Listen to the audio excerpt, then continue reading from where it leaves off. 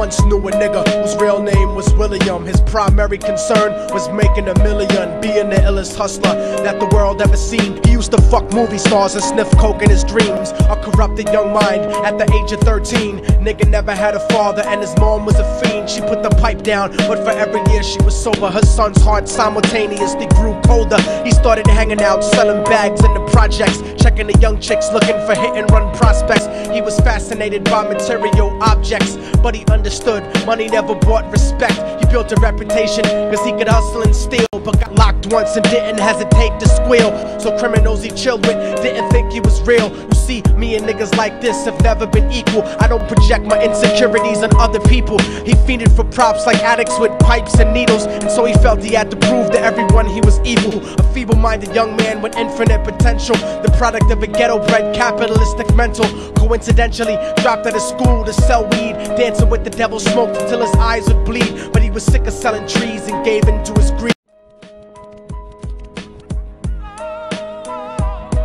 Everyone trying to be trife never faced the consequences. You probably only did a month for minor offenses. Ask a nigga doing life if he had another chance. But then again, there's always the wicked that knew in advance. Dance forever with the devil on a cold cell block. But that's what happens when you rape, murder, and sell rock. Devils used to be gods, angels that fell from the top. There's no diversity because we're burning in the melting pot.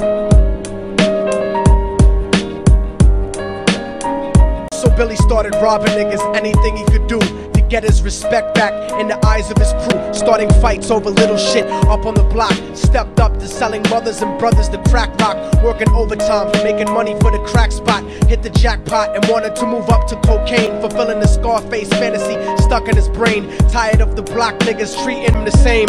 He wanted to be major like the cutthroats and the thugs. But when he tried to step to him, niggas showed him no love. They told him any motherfucking coward can sell drugs. Any bitch nigga with a gun can bust slugs. Any nigga with a red shirt can front like a blood.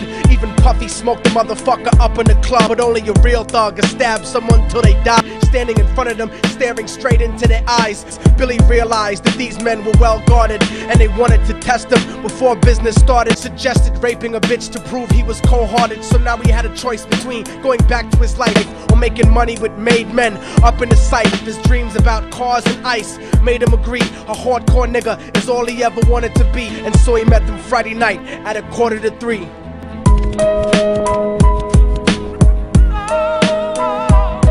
Everyone trying to be trife never faced the consequences. You probably only did a month for minor offenses. Ask a nigga doing life if he had another chance. But then again, there's always the wicked that knew in advance. Dance forever with the devil on a cold cell block. But that's what happens when you rape, murder, and sell rock. Devils used to be gods, angels that fell from the top. There's no diversity because we're burning in the melting pot.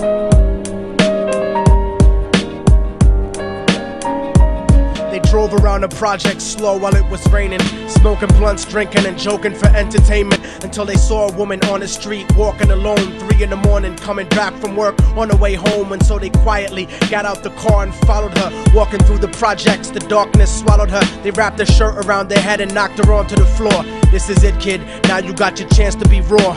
So Billy yoked her up and grabbed the chick by the hair and dragged her into a lobby that had nobody there. She struggled hard, but they forced her to go up the stairs. They got to the roof and then held her down on the ground, screaming, "Shut the fuck up and stop moving around." The shirt covered her face, but she screamed and clawed. So Billy stomped on the bitch till he broke in her jaw. Them dirty bastards knew exactly what they were doing. They kicked her until they cracked her ribs and she stopped moving. Blood leaking through the cloth, she cried silently.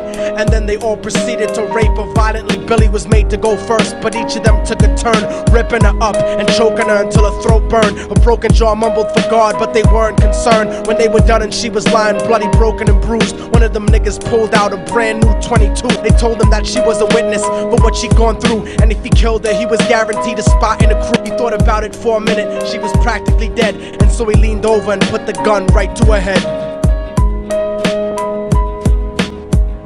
I'm falling and I can't turn back.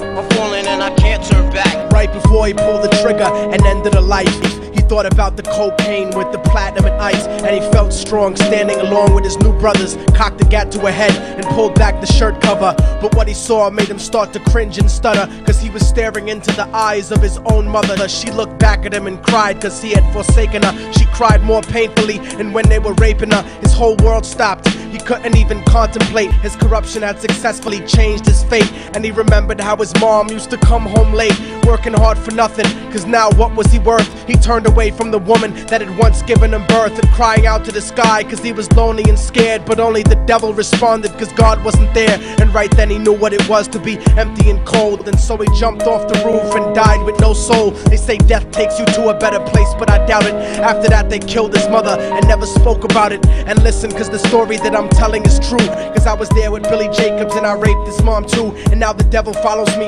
everywhere that I go. In fact, I'm sure he's standing among one of you at my shows, in every street cypher listening to little thugs flow. He could be standing right next to you and you wouldn't know. The devil grows inside the hearts of the selfish and wicked. White, brown, yellow and black color is not restricted. You have a self-destructive destiny when you're inflicted, and you'll be one of God's children that fell from the top. There's no diversity because we're burning in the melting pot. So when the devil wants to dance with you, you better say never, because a dance with the devil might last you forever.